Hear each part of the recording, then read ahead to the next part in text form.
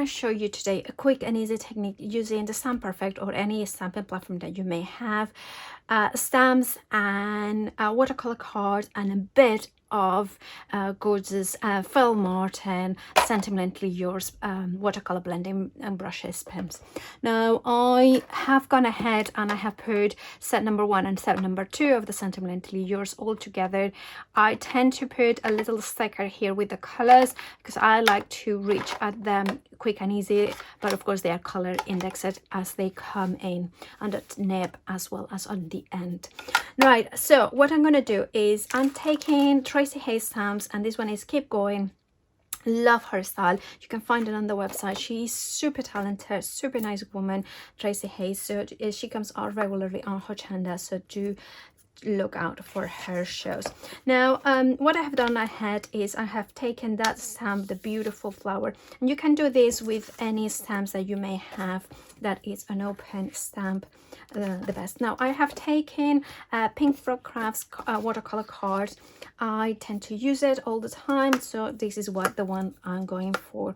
Of course you can use different sorts of cards. So now what I have done is I tend to use these pieces of card that are, I think it's, well, you can see it, 8 1/4, so it's 21 centimeters by 13 centimeters, or that's about is it 5 inches, something like that, right? I just need to make sure that is like that. So what I'm going to go is go with a black shadow or a Nuvo Hybrid ink, or Jane Davenport as well will work. Anything that's water resistant will be perfect. So that's going to just give me an idea where the stamp is going to go. I'm not going to worry about these lines, and I'm definitely not moving the paper or the stamp on the lid. Also, I tend to put my card always flushed against that corner or the other corner, whichever works the best, because even if I move the paper, I can know that even if I flushed it against those edges, it's going to stay on the same place. Right, so then what I'm going to do, and this is sort of inspired by my amazing friend, also an amazing talented Julie Hickey. So she was doing this with distress inks, and you can do it, but also I thought a really cool technique is to take your pens and using the index on printed on acetate, you can go in and kind of add some color here. So and I kind of go in, and then I'm going to spread some water, and then you can line it up more or less. You can see there that it lines up, and then press around it, so that way you know where the color is going to go. But what is giving you is that sort of watercolor effect. This is techniques that have been around for a long time, so I'm not taking credit of anything. So now you can see I can go in and I can color more or less wherever I want it on the index, and I don't mind getting some of the kind of mix of colors, because that's the beauty of this system. And then kind of go in and just adding, and it doesn't matter if it kind of go, but you can see how I'm adding that sort of watercolor there as well. Now for instance, if this is kind of turning into a little bit of too dark color while it's wet, take a clean piece of cloth or paper and lift it up, and then I have got just the yellow in there. So for instance, I want a little bit more yellow. If I went direct, just to show you, you can see that that is a much more different effect, hence why I'm using it into the acetate and spritzing with water. Now as you can see, I lifted some color in from here, but because also there is color into the acetate, so I'm kind of cleaning it up a little bit more. So I want some more yellow, because I think yellow is always a happy color.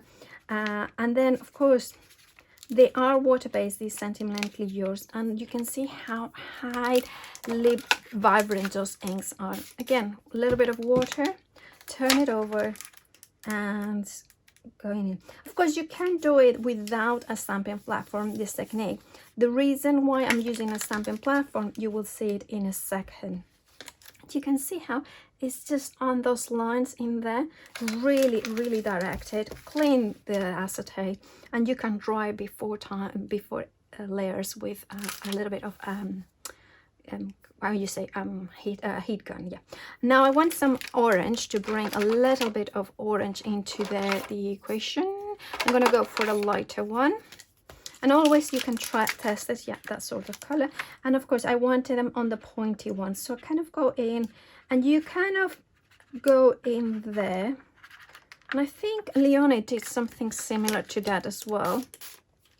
So it's a technique that I have seen done by different people, but I kind of thought that using the index on the card, on the stamps, would look at that. I love that, and I like that it has this much a little bit. Again, this is a little bit too dark, lift it up, then like that. Oh, I love that. And that is but I want more pink, so again I'm gonna go in with the pink in here, and I'm gonna go in just in the center.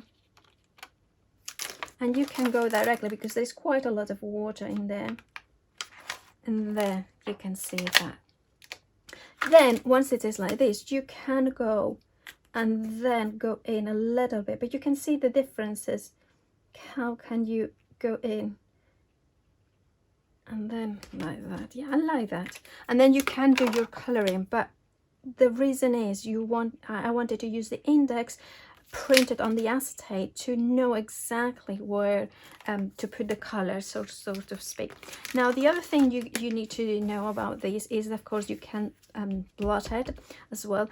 And if you haven't moved the paper, if you haven't moved the stamp, you can go in and I mean, you could move the paper because of course it is flush against here, but I'm just gonna give it a quick dry. Now what you can do is what is it? I'm gonna go in with embossing powders, and of course I'm gonna go with gold, maybe because gold is gonna show a little bit more. Now you can go with black ink if you wanted to, that's up to you. What is it? I'm looking for my embossing powder ink pad, but I don't have it here with me, and it is a fabulous one. Anyway, I'm going to use another one, so I'm going to just ink it up. That's true. So this is what happens in my little craft room, that you think you have everything at hand and you don't. There it is, another one. So then you can stamp it back in here, and then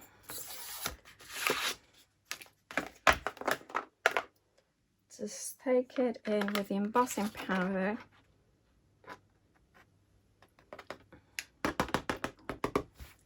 and go in. And the reason I'm using the slow one is because I left my embossing powder heat gun at home in the work, so you can see that is kind of the embossing powder is kind of melting in there, and hopefully you can see that clearly.